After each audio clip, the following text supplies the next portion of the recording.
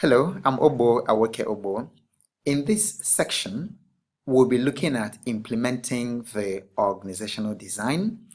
And so we'll look at the types of organizational designs available for you, and then your corporate capability. We'll look at departmentalization and how that is done, and then how to put all that together to choose a design for your business.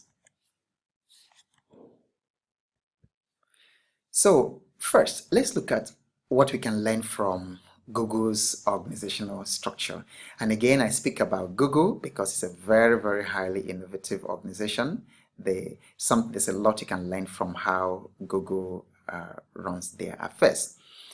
Last year, 2015, Google renamed and reorganized the company, and they called it Alphabet, and then made Google a subsidiary, and there are other subsidiaries for Google. But then what we are interested in is the reason for which they restructured.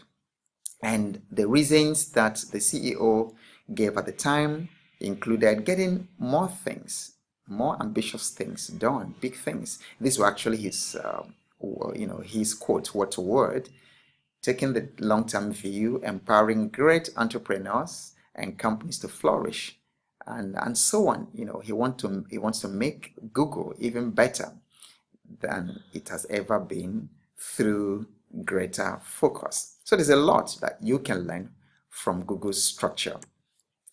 And what are the types of organizational design? What types of design are available?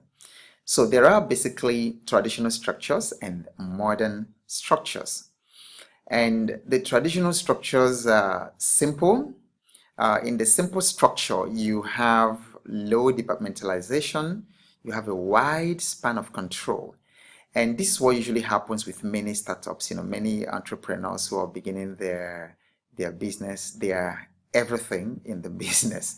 They are the visionary, they are the supply chain managers, they are the quality control people. So you can see there's a wide span of control. That's a simple structure. There is also the functional, in which you place groups that have related or similar specialties across the entire organization. You place them together in function. So you find companies are organized around the different functions of the group. I remember a couple of years back in my career with Chevron. Chevron reorganized, and then they put information technology and finance in one function. Now, you also have the divisional type of organizational design, and this is where separate divisions with giving goals and have their own managers. Shell too did the same thing a couple of years ago. So they had the Eastern Division, which was based in Port Harcourt, and then they had the Western Division, which was based in Warri, and they all had their own different managers and different goals. But then there are modern structures, and this is where many of the innovative organizations, play. So you have the team structure. So in the team structure, there is no hierarchy, no chain of command, and it's a very innovation-friendly structure. So often you find organizations that operate the team structures do not have corner offices. Sometimes they work in open spaces and in cubicles, so they work in teams. There is also the matrix structure, so in which you bring specialists from different functions to work on projects. And usually in the matrix structure you have two managers. So there is the department manager, the department in which that project is domiciled, and then you have the functional, the project manager. So you have the department of functional manager and also the project manager in a matrix system.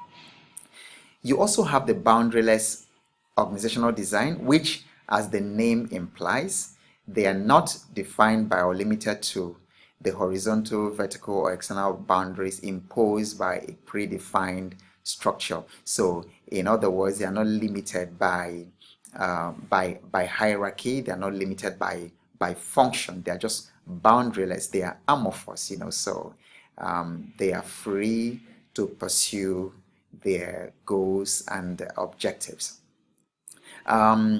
Now, talking about corporate capability analysis, you want to, as you structure your organization, it's important to actually know what corporate capabilities exist in your organization. So, do you have the process capability? So, it's one thing to actually have your product, your the value you want to create, the service you want to develop. But it's another thing to have the process to make that happen. So, do you also have the technology to make that happen? Some people in the printing industry here in Nigeria are still using technologies that were available in the 1930s and then 1940s. And of course, it impacts your speed of delivery and then the quality.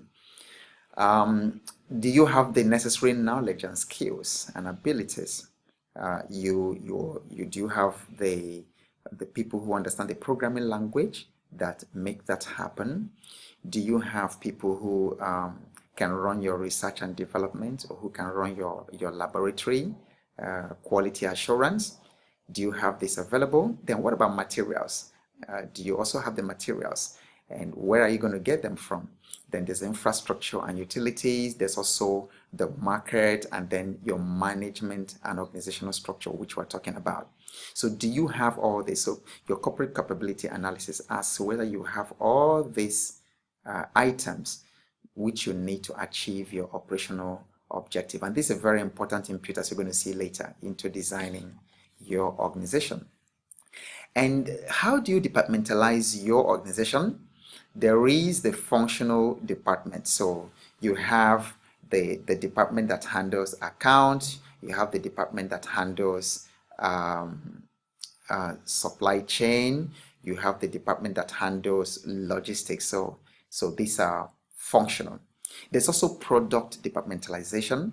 So you have the cosmetic line of products, you have the hair products line of products, you have the detergent line of products. So these are so the different product departments. There's also the geographical departmentalization, which, as the name implies, includes putting different departments, putting different parts of your business according to the geography. So you have a department in Abuja, you have a department in Port Harcourt, you have a department in Lagos. There's also the process department. So departmentalizing your organization based on the different processes that do different things. And then, of course, a customer departmentalization. So there are health customers, there are insurance customers, there are different customers, and then you have your departments according to that. And so how do you choose a design for your business? It's a quote by Michael Dell of Dell Computers that is really very important. He says, I believe that you have to understand the economics of a business before you have a strategy, and you have to understand your strategy before you have a structure. If you get these in the wrong order, you will probably fail. And I think that just says it all. So you've got to understand your economics, how the money is made, the business model, and then you must have a strategy. And then when you do have those, you have your business model, you have a strategy, you can go on now to create the structure to run your strategy.